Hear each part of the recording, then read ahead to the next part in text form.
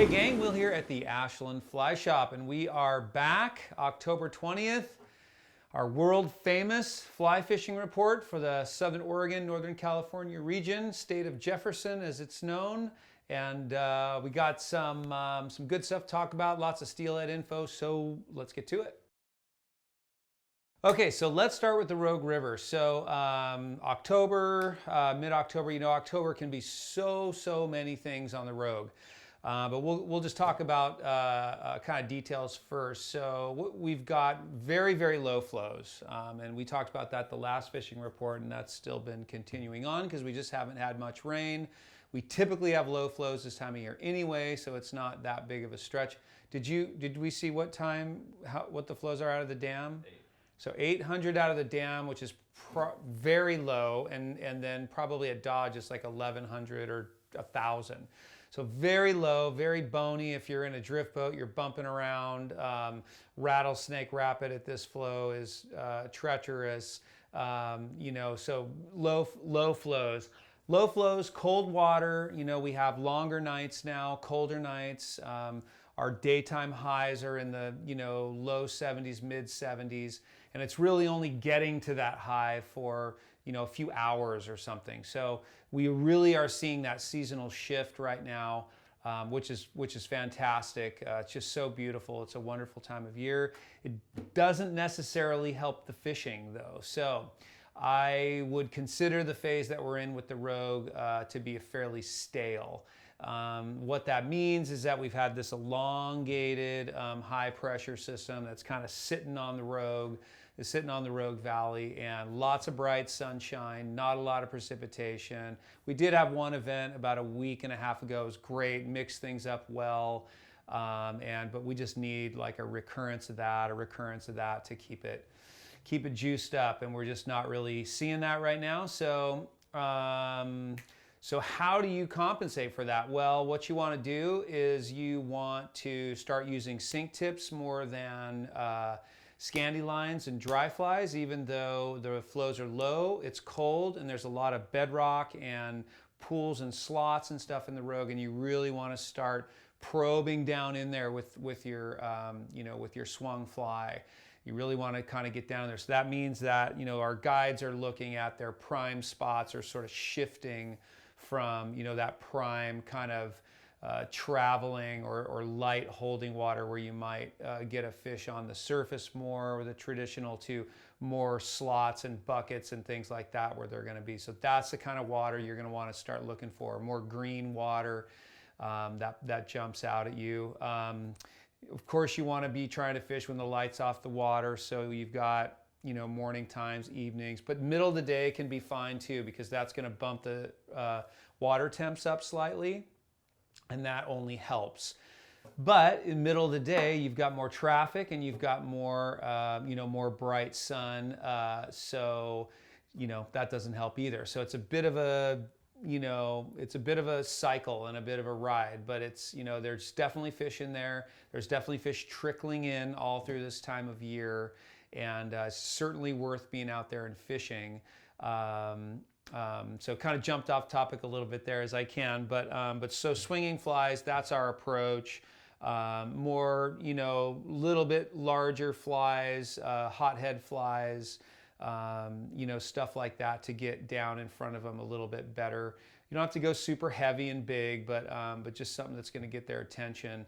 And then nymphing, near nymphing is really, this can be a very good time of year. The only thing that's sort of can be limiting is the amount of pressure that we can see in October. But nymphing can be a very good bet, because you're just feeding those flies right down through those slots, and that can be a very good way to fish. So covering ground, moving to different parts of the river, within this sort of upper stretch that we fish a lot, from Tuvell Park up to the dam. Everything's in play now, so just move around a bit, try different spots.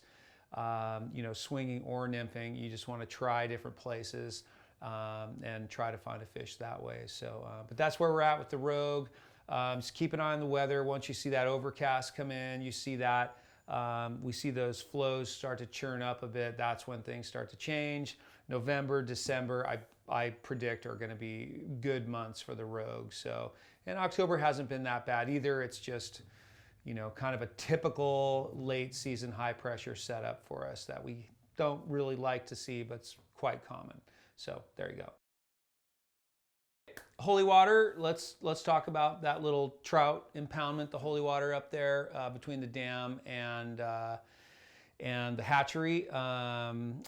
Reports of October caddis, which is awesome. So those big moths are flying around up there. You really see those in the evening. They don't come out much, even if you're up there, like late afternoon. They're really an evening bug. So we got a couple flies that work pretty well, and just, I don't necessarily see those fish going crazy for October caddis, but it's nice to have them around, and if you find a fish that's on them, then you'll probably get it. Just pop them around. That can be a good way to go. The holy water is very, very cold now. So even streamer fishing, the fish can be pretty lethargic. It's hard to get them to move. So I still would focus on streamer fishing. I would try to fish in the afternoon, late afternoon, evening, when the water has a chance to bump up a tiny bit. And then also your nymph fishing, and focusing on those specific buckets and stuff for nymph fishing, and just keep going over them and over them and over them, and hopefully changing flies, adjusting. Like, you really want to treat it like a tailwater trout fishery, which we don't always do up there, but right now I think that's going to be your best bet. But once we start seeing some more overcast, then we're going to get into blueing olives, and then we'll see some of the bigger blueing olives of the year in the beginning, and that can be pretty good too. So the holy water, I think, will be a good bet as we go into the later part of the year here. Okay, we're going to go south a little bit and talk about the Klamath. The Klamath has been a great story so far this year. It's been quite good fishing so far, so that's great news. There's a lot of space down there, a lot of space for people to spread out. I'm sure we're going to start seeing people down there, but this is the time that we really start poking around and fishing down, down a little bit lower. Not quite fishing right up top around I-5 where we spend a lot of time in the winter months, but I would say we're just about there, and maybe in another week or something. It all depends on water temps and how quickly those fish get up, and they seem to be really on the move. So we've had some good solid reports. So that's a really nice place to spend some time right now, is down in the Klamath Canyon, looking around for steelhead. Lots of methods working. Light sinking tips if you're swinging flies, light sinking tips. And tradition, classic flies, burlaps, assassins, typical stuff, hothead flies like our hot hair, all that stuff's going to work really well for you. Good to have a sink tip rod and a floating line rod, and if you're drifting or even walking around, that's nice to go back and forth. But but that Klamath is a good bet for sure. If you're nymphing, just obvious stuff, just going through the runs. You're certainly going to find, fish that get a little more hunkered down and sit on some of those bedrock slots. Sometimes we see the bigger fish doing that. So if you're nymphing, you can look for them in those stretches, but they should be pretty well spread out in the Klamath, all the way from above Scott River up there, so all the way down through Happy Camp and just everywhere, because that's how it happens down there. So so Klamath is a good bet right now for sure. And we're a bunch of steelhead nuts, so that's what we're really focused on this time of year. It's hard to get us looking at anything else. So just off the top of my head, Northern California is going to be really good now as we get later. All October caddis is going to come off on the McCloud and come off on the Upper Sacramento. That's always later than you think. It's a little earlier on the McCloud, but always later on the Upper Sac.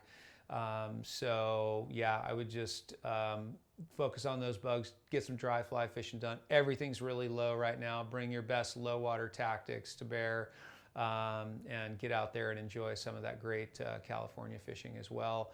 But we'll be up here swinging flies.